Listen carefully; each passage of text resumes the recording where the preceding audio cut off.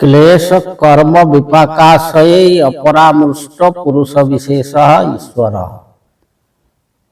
जो क्लेश कर्म, जो विपाक का जो आशय है, आशय का मतलब है आधार। तो जिसके द्वारा जो क्लेश कर्म का फल मिलता है, इसका मतलब है कि जो विषयाग्रस्त हो करके जो कर्म किया जाता है, तो इस कर्म का जो है, इस कर्म को क्लेश युक्त कर्म कहते हैं। और उसका फल भी जो है अहि क्लेश को प्राप्ति होता है।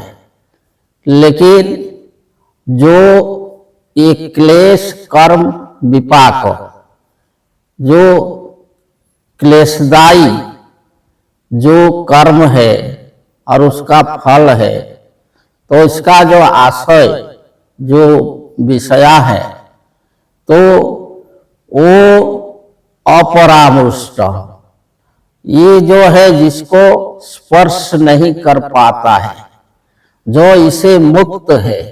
इसका मतलब कि जो ये जो इंद्रियों का जो विषय है और ये विषय के आसक्ति सहित जो कर्म करता है, जो काम क्रोध लोभ मोह वशीभूत होकर के कर्म होता है, तो इसको बोला जाता है क्लेश कर्म। और उसका फल जो है क्लेशमय होता है। तो वही जो कर्म और कर्मफल का जो आशय है, वो जिसको छू नहीं सकता, जो से अपरामृष्ट है, तो वही जो पुरुष विशेष, जो विशेष पुरुष है, अर्थात जो परम तत्व है, जो पुरुष, जो पूरे इस शरीर जो रहता है, उसको पुरुष बोला जाता है।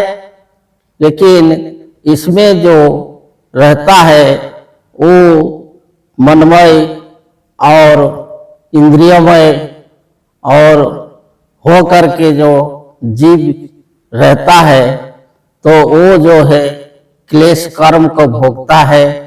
लेकिन वो जब वही समाधि के तरफ जाता है योग द्वारा, तो वो जो अपना परमत्व को प्राप्त करता है, ईश्वरत्व को प्राप्त करता है, तो उस समय जो है वो ये जो क्लेश कर्म बंधन से मुक्त हो जाता है।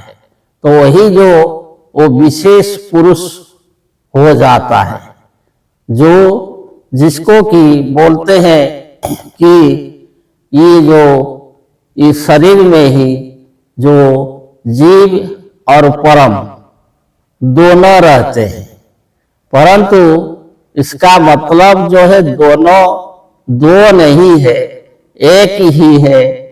इसका जो अवस्था के अनुसार, जो अवस्थिति के अनुसार वो जीव कहलाता है, और वही भी फिर जो है विशेष जो गुण को धारण करता है, जो अपना परम तत्व को धारण करता है, सच्चिदानंद तत्व को धारण करता है तो वो परम कहलाता है, ईश्वर कहलाता है। तो इसमें जो है कहीं जो परम तत्व जो आत्मा, ये जो आत्मा जब अपना परम तत्व को, ईश्वरत्व को प्राप्त करता है तो वही ईश्वर होता है। तो इसलिए जो है क्लेश कर्म विपाक आशय अपरामृष्ट पुरुष विशेष ईश्वर। तो ये जो ईश्वर है, जो आत्मा है, तो योगी जब समाधि योग के द्वारा और वही ईश्वर तत्व को धारण करने से भी वो जो है योग को प्राप्त करता है, वो जो अपना स्वरूप को प्राप्त करता है। तो इसलिए जो 23वां सूत्र में बोला गया कि ईश्वर प्रणिधानात्मा, कि ईश्वर प्रणिधान से भी योग होता है। तो ये जो ईश्वर प्रणिधान का मतलब यही जो आत्मा का ईश्वरत्व को प्राप्त करना, जो यही आत्मा जो हम, ये हम जो है ये संसार में आकर के वो जीव रूप हो गया, मनमय हो गया और इंद्रियोमय, इंद्रियों का विषय में फंस करके अपना वही जो मूल स्वरूप को भूल गया है। तो वो अगर यही ईश्वर तत्व को जो धारण करेगा और अपना जो असली स्वरूप को, तो यही जो आत्मा जो सच्चिदानंद है यही ईश्वर है। तो यही ईश्वर तत्व को धारण करना ही योग है। तो इसलिए बोला गया कि क्लेश कर्म विपाकाशय अपरामृष्ट पुरुष विशेष ईश्वर। आगे बताएंगे। जय जी।